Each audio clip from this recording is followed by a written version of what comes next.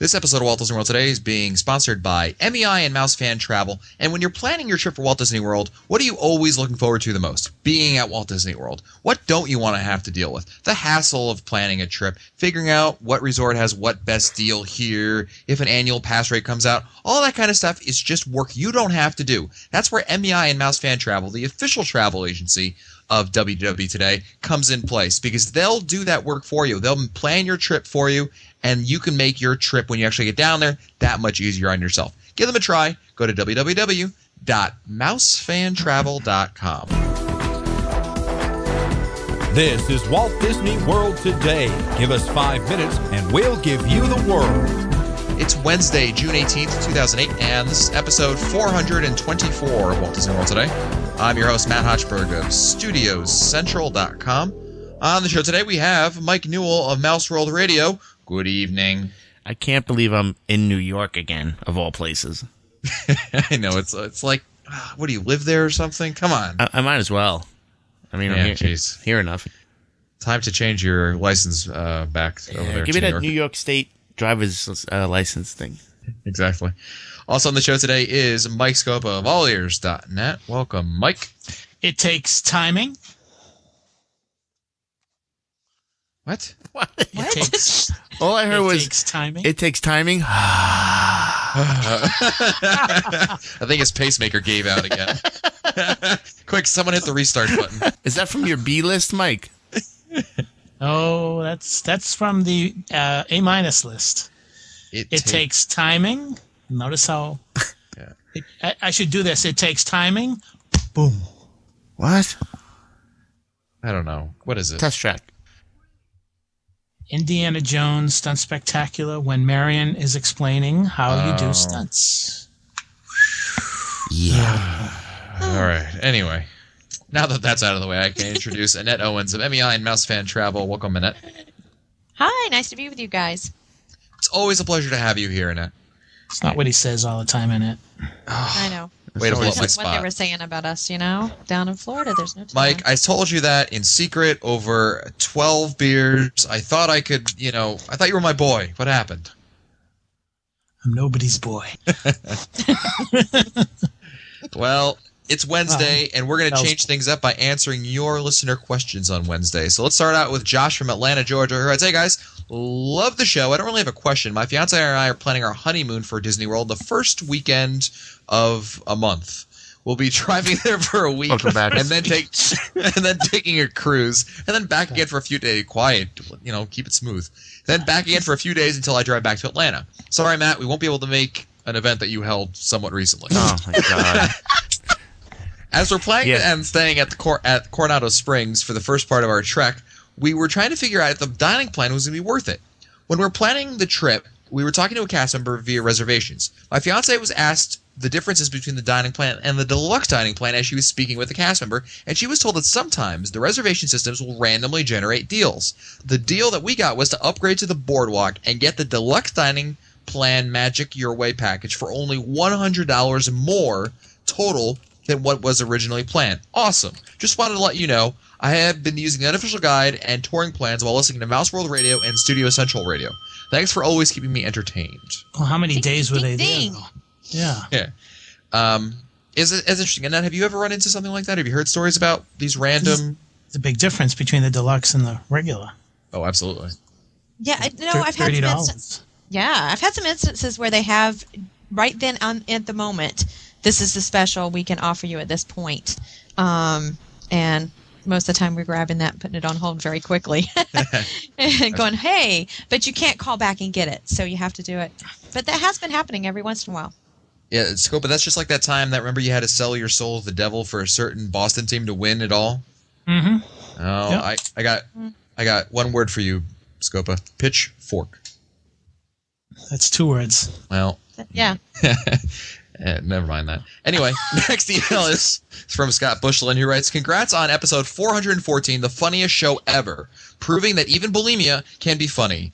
As soon as Old Man Scopa, is that not also an Italian card game? Started on the rules, I started laughing. I also wished it was part of a Mangello, All Hail Mangello, show so that it could have been on for a few more hours. I'm still laughing. Thanks for the great episode." Very nice. Thank you, Scott. Next email is from Hans from Bloomington, Indiana, the very fluffy Hans, who writes, "Hello, Walt Disney World Today crew. We're going to the world in October for the Food and Wine Festival. They are slowly posting bands and menus. However, they have posted the celebrity chef roster yet for this year. Are there any rumors or hints as to whom they might have booked? Anyone know of anything about the celebrity chef roster? Nope. I don't recognize any of the names when they have them posted. Yeah, I guess we're not much of a... Maybe Todd English, maybe, those guys. I don't know. Yeah, I haven't been invited. Yeah, they always have those people that, again, like you, Scopa, I mean, the names mean nothing to me, but, to some people, I guess it makes sense. The thing is, I will know that when they have the information, they'll post it on a site like allears.net, and I suspect that information is going to be coming out soon. Newell, didn't they just come out with the acts that'll be at the food, the musical acts? I have no idea. I only plan my trips out a weekend in advance. I don't go that far anymore. No, it would be night before. The night before, exactly. That's right. I would check allears.net. I'll post a link in the show notes to the Food and Wine page where they'll have any current information that they have, and certainly that page will be updated as we get closer and closer. But I have not heard any rumors regarding that kind of stuff, especially that kind of information. I really never see rumored. I mean, it just appears and that's it, Next email is from Rudy Powell of Chesapeake, Virginia, who writes, "Guys and ladies, if there happens to be any present.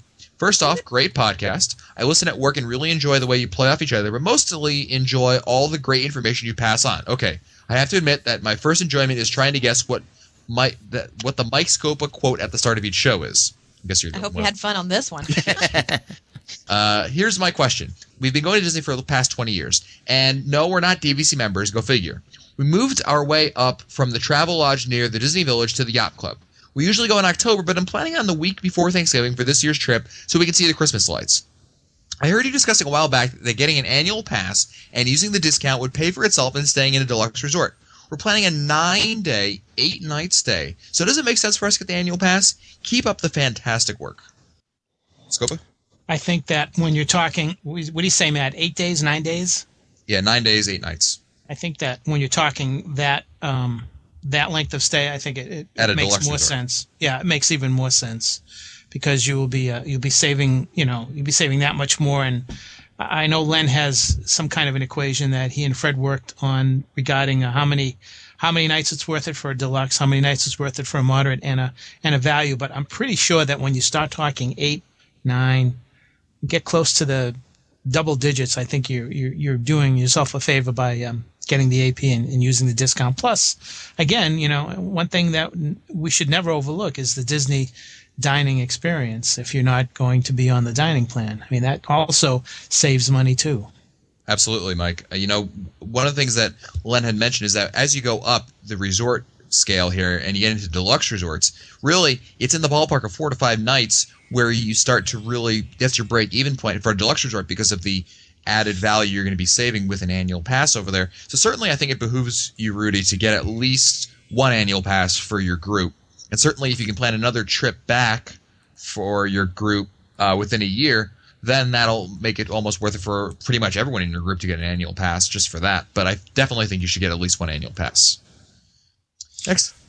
Do you have anything else to add, Scopa? I was just going to say, Matt, I would guess that if you're going to save at least $200, and I'm guessing you would save between $200 and $250 using your annual pass, that there's your break even right then and there because passes for something or whatever, and if you can and a Magic Your Way for the same amount of days is about $250 or whatever. So if you're saving $200 to $250 right then and there, you're breaking even, and then you're going to be in the black with the Disney Dining Experience savings.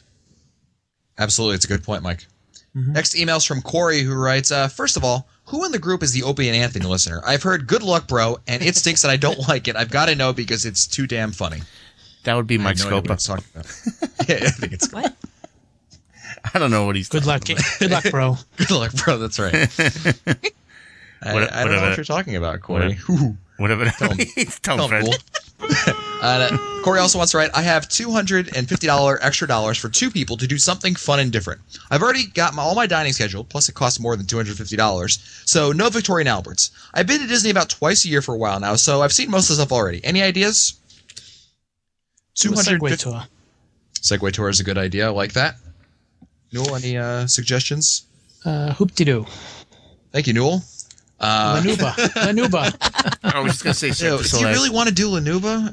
I have zero interest in seeing that. Oh, have you ever seen it? No, but I have zero interest. You criticize me for talking about Star Tours Weekend or Star Wars Weekend, whatever it's called, and then you say, "You've never been down there, so you've never seen Lanuba." But you can. I don't criticize you for thinking that it's not good. I think you don't say it out loud. Just snores. Yeah. That's, Annette, any suggestions on what might be interesting to do with about $250?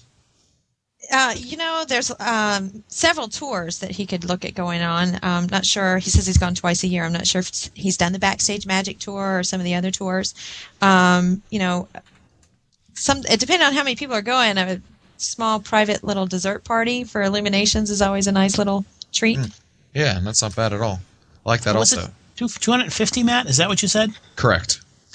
I probably could get by with some. That might be enough for appetizers at to tell you. Hey, that's eating around the world twice, isn't it? 250. Yeah, I think so. Some other things I might suggest to you is a lot of the resort activities. A lot of people go to the parks and do a lot of stuff in the parks, but it's the resort activities which you miss out on. And Scopa mentioned one of the Segway tours, which they have at Fort Wilderness. Fort Wilderness has a plethora of activities that are going on there, and some do cost extra, and it's a great opportunity to take advantage of that. You might look at something, if you're a scuba trained, you might look at something like Dive Quest. That's a lot of fun. Going to... Basically, what you should do is just go to some of these resorts, go to the concierge desk, and ask for a listing of activities. One of the other things I really like is taking out the boats over on Bay Lake. They have a number of different options. You've got the Sea Racers. You can get a pontoon boat for $250. You can get a real nice evening and take out one of those boats and just have a nice time with you and your group. I mean, it's just you and some other person he mentioned, but you know what? It can make it for a very fun time out there on the lake with a nice boat rental. Next email's from Brent from Canada, who writes, "Hi guys, I had originally planned on going to Walt Disney World for the dates of December 20th through December 27th, 2008. However, since there are some unconfirmed release dates for the Mickey's Very Merry Christmas Party, and it's listing that the last day of the party will be held on December 19th. Should I change my dates to go one day earlier on December 19th, or will there be party dates the week of Christmas? And if there are no parties the week of Christmas, why does Disney schedule them? Is it because the parks are extremely busy?" Yep. Yeah, and the other thing to keep in mind is actually the week of Christmas, the reason why they don't have party stuff is because the party fireworks and stuff are actually shown that week free, in the parks. That's right, because people are paying pretty good rack prices to stay during that week, so they just threw in the fireworks, I guess. Yeah, it's a tip that we found out a long time ago from Mary Waring on MouseSavers.com, and it's that week, although there are no Mickey's Very Merry Christmas parties, they do show Christmas wishes and do some other activities over there for Christmas, so you're not missing out totally. So if you want to, you can go to the party, but keep in mind that the rest of the week that you'll be there, even if you moved up just one day, the rest of the week you're going to have the opportunity to basically see the same thing. So I would probably tell you not to do that. Next email is from Zoltan, better known as ZDutchman3 at WDWtoday.com. Hoorah! Writes, "My gentlemen, I just saw, back in March 2008, the then new Block Party Bash at Hollywood Studios. I was amazed by all the people around me having not a clue what was going on when it stopped and the entertainment started. Questions like, is it going to move anymore, were heard all around me. The map did not indicate the stopping points, and it seemed that the only place where one could have somewhat have an overview of what was really going on was right in front of the big hat. What's your take on the now extinct event, oh wise ones?" Well, they've added now, since Zoltan sent out his email, they've added to the park map the different zones, the Hollywood Boulevard zone and the Echo Lake zone. I'm actually looking at it right now. They don't say which float stop where. The thing with it is that I think it's such a different kind of parade, and I think it's, again, Disney's attempt to get you to want to have added value in the attraction, because, let's face it, if you only see one float, what does that mean? You have to come back and see it again because you want to see the other floats. The most I've been able to do is do two floats in one parade. You'll see one on Hollywood Boulevard and then run around and try to catch it on Echo Lake, and that's usually more attainable during the slower times of the year. But I do agree that they should have not only the areas they're going to stop, but also what floats will be where. And they had done that at Disney's California Adventure, but they have not done that yet at the studios. And I think we had actually talked, and remember, I'll put a link in the show notes to that episode where we talked to the show producer for Block Party Bash, and he kind of mentioned it briefly. Do you guys have any other comments on it? I think that the parade is doomed unless they do something about this, because I saw a lot of people saying, gee, I just saw one I saw one float and the other ones went by or whatever, and I think that you're going to have people who are going to like it, and you're going to have people who are more used to the traditional parade. I think you're really running into some risky business when you're fooling around with the tradition of a parade, especially a Disney parade, where very few of them stopped and spent so much time, and then the parade just went right by you, and you really didn't see what the other floats are all about. So I think they really need to be very careful about this one. Again, you've got different type of people in Disney World than you have in Disney's California Adventure. So Disneyland, Disney World, you've got two different kinds of audiences. So it'll be interesting to see if they do tweak the parade over the next year or so. I have to what's the word I'm looking for? Disagree. Thank you. I have to disagree with you, Mike. I don't think it's a problem. I think it's good. I think it offers something completely different, not more of the same. And if you're a fan of the old style parade, then yes, I can understand that's going to be a problem. But I think a majority of people, certainly a lot of people on this show, I know myself, Len included, we're not fans of the traditional afternoon parade. We like seeing something different, and this is something different, and I like it because it's and I think we talked about this with Thomas Tryon, again, that show producer for Block Party Bash. We talked about how it's so different. It's really a show that moves rather than a parade, and I like that because of that, for that reason. Well, and that's why they don't call it a parade. They don't really call it a parade. I think that it's going to be it's a learning curve for the traditional Disney guest, who will be looking for one type of parade and spots another one. I'm not saying that everybody will have a problem with it, but I think that it will be an adjustment for a lot of people. That's a good point. Next email is from Scott Bushlin of Brampton, Ontario. Didn't we answer a question from Scott? Anyway, who writes, my fellow gentlemen, after listening to your recent show, episode 383, I thought I should send you an email or at least gather your friends and family to have an intervention. I'm not sure if you guys listened to the show before sending it to the air, but perhaps you could start. I guess everyone has at least one or too many drinks before they record their singing voices to see what they sounded like, but afterwards most of us hit the delete button or recorded over the offending sound, but perhaps a flame would be helpful in this situation. Your ride through Horizons made me laugh pretty hard while I'm still listening to this. Keep up the hilarious and often cryptic work, but really stop the singing or I might be forced to listen to other marathon podcasts, although the offending singer I believe is often on that podcast as well. A Disney and Walt Disney World fan for now. Really stop the singing. Horizons. That's right. All shiny and new. Next email is from Hayden Pronto Hussey of England, who writes, hi, I'm Matt, Mike, and Len. I'll be traveling to Orlando for business soon, and can you suggest a place to eat in? Business. Annette, quiet, Annette. I can get some day tickets, but not for every day.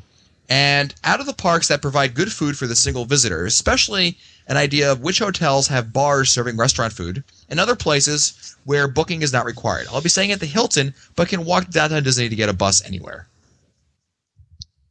Newell?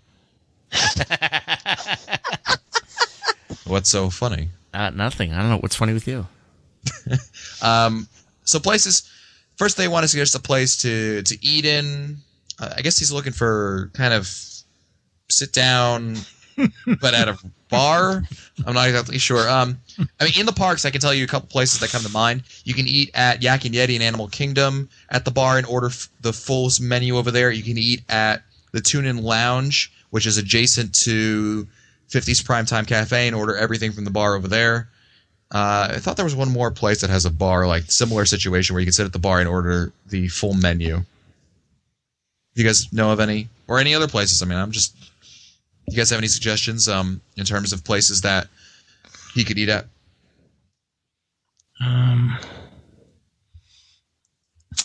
Nope. No. That's we're so helpful tonight. It's just amazing. But yeah, that's a good start for you, Hayden. And certainly you can maybe one of our listeners has a good suggestion for you. Next email is when he gets back. Yeah, exactly. and that's something that we should know because we've all been going down solo the last couple of trips. That's right. Yeah. Next email's from David from Carthage, Illinois, who writes, "Hello, guys. On the trip planning from scratch episode, someone mentioned the fact that the gentleman, his wife, and 4 daughters might try to book 2 rooms at an all-star resort. I think it was Annette who stated that Disney World would not guarantee connecting rooms. On planning our last trip, I found out this is not 100% true. The cast member at Central Reservations told me that Disney will in fact guarantee connecting rooms if the number of children on a reservation outnumber the adults. In his case, it would be, if I heard correctly, it would be 4-2. So per this policy, Walt Disney World should guarantee he and his wife connecting rooms." It all depends on how the cast member that is taking that reservation puts the code and the keys in when they do it. So, yes, normally that's the case. But if they put one of the adults in both rooms, sometimes it won't happen. Gotcha. Next email is from Alan Broom of Loganville, Georgia, who writes, "Hi, Lou and WDW Today posse. Okay, I'm throwing down the gauntlet. I'm sending my questions to both podcasts, and I'll be waiting to see which podcast can answer my question first. I know which horse I'll be betting on. I kid because I love.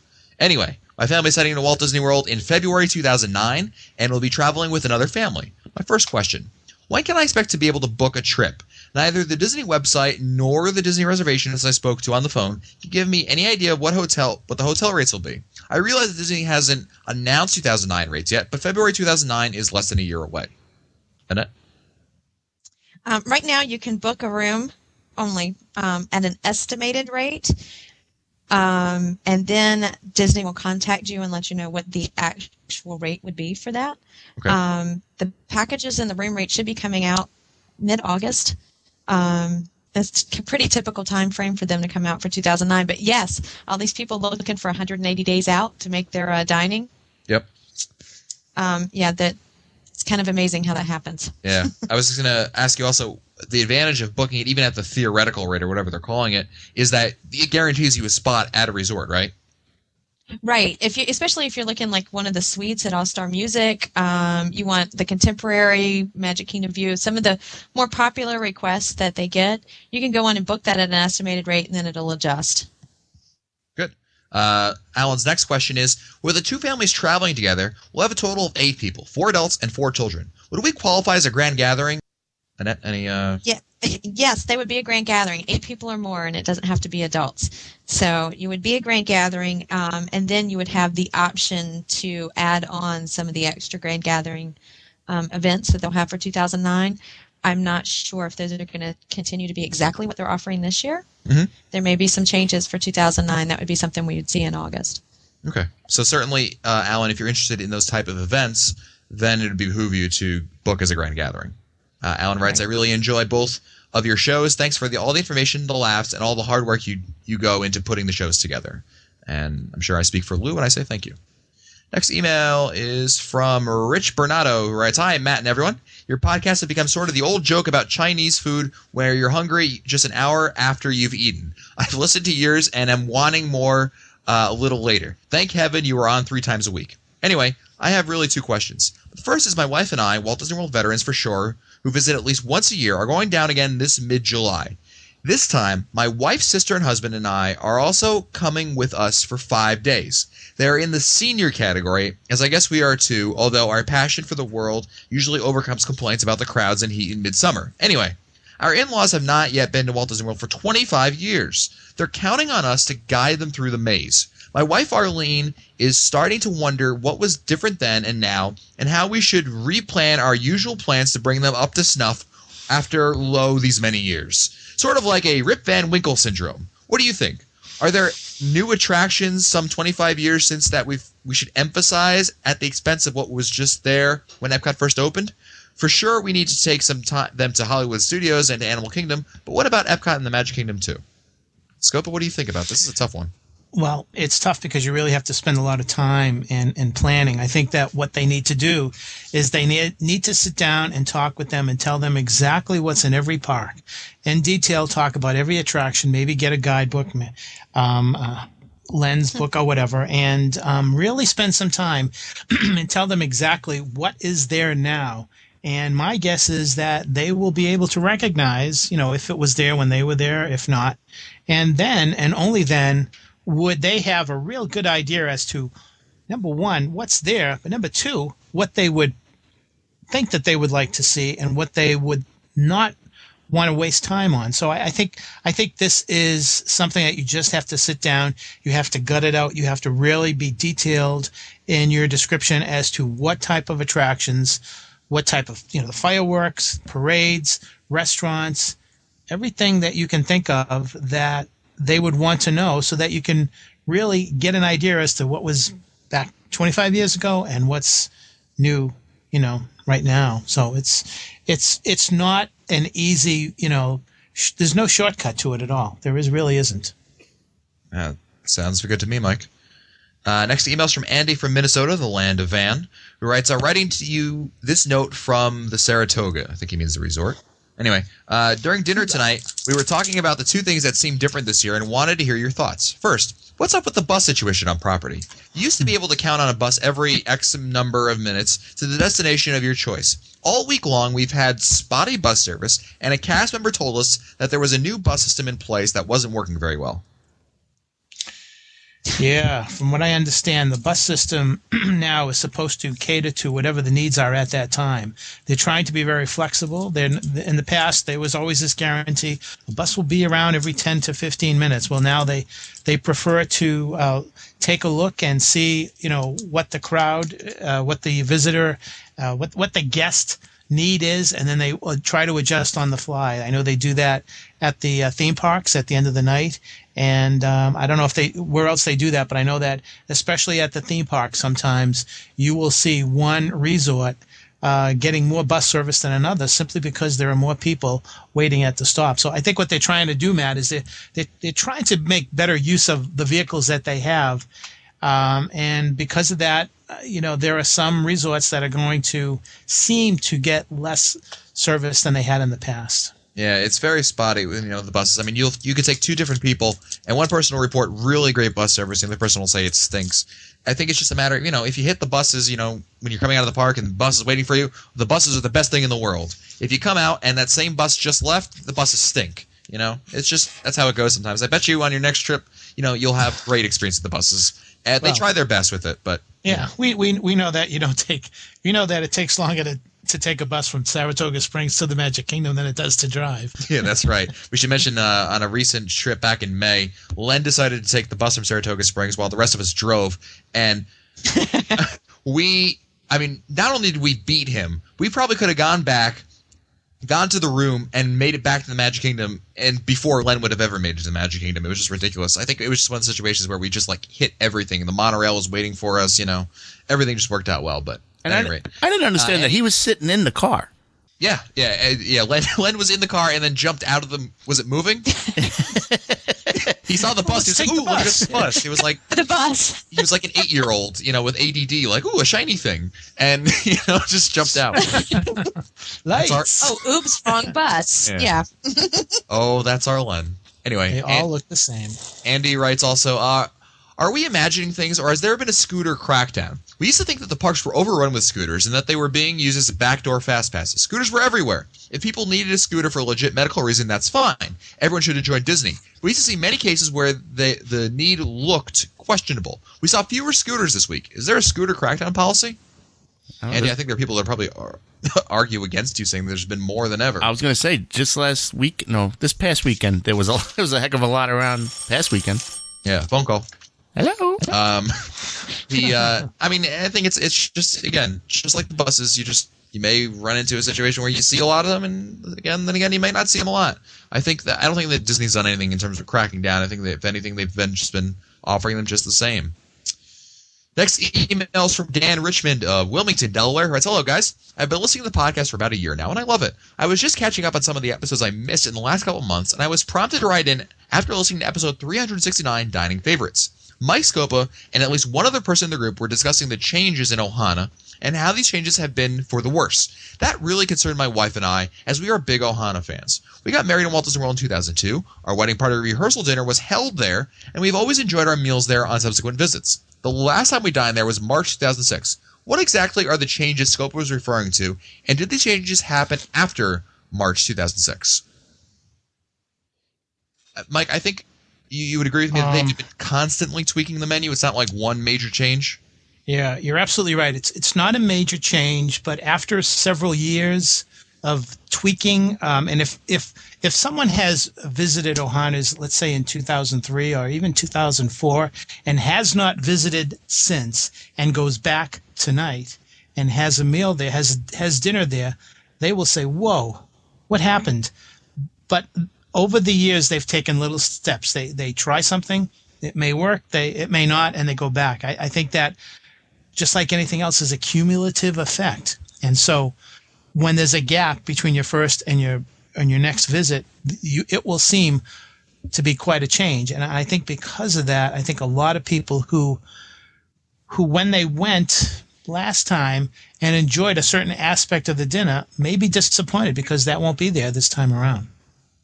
Yeah, I think it's a good point. Newell, I think you were the other person who had voiced distress over the changes at Ohana. This is something, again, you would echo, again, that you've seen changes that have gone on over years, not just one major change? You know, when you say distressed, I mean, there have been changes. I don't think they're definitely for the better, but they're not for the worse either. They're just changes. Right. So, I mean, I still enjoy going. It's not as good as it was, 15 years ago, but I still go every trip, and I still enjoy going. It's just different. Yeah, I understand what you're saying. And some people are very upset about it, but the way I see it, it's just a change, and I go with the flow with the change. Dan also writes, just one note on the dining favorites. For the wife and I, we've always made a point to go to the Yakitori House in Epcot in Japan. I'm not kidding myself. I know that the quality is not much more than the mall Japanese, but the environment there and the little garden courtyard always make it feel special for us. P.S. My apologies that I am not sure which one of you it is, but to the Van Halen fan, I think it's Matt. Wrong. I'm holding out hope that I might actually will see the show in Charlottesville, Virginia, that has been rescheduled 4 times now. If Len was here, he would probably say, really? Fabulous. Again, this episode of Walt Disney World Today has been sponsored by MEI and Mouse Fan Travel. And when you're planning your trip to Walt Disney World, why not let the professionals at MEI and Mouse Fan Travel plan your trip for you? You know, when they plan a trip, travel agents, especially MEI and Mouse Fan Travel, do not charge you anything. It's Disney that pays them. So to you, it's the same price as calling in. The difference? Less work for you. And I'm lazy. I don't want to do that. So I call MEI and Mouse Fan Travel. They do it for me. Makes it that much easier. Give them a try. Just go to www.mousefantravel.com. If you want to find our older episodes, read our show notes, or send us your comments, visit the Walt Disney World Today website at wdwtoday.com. For Len Testa, Mike Scopa, Mike Newell, Annette Owens, I'm Matt Hochberg. We'll see you on the next show.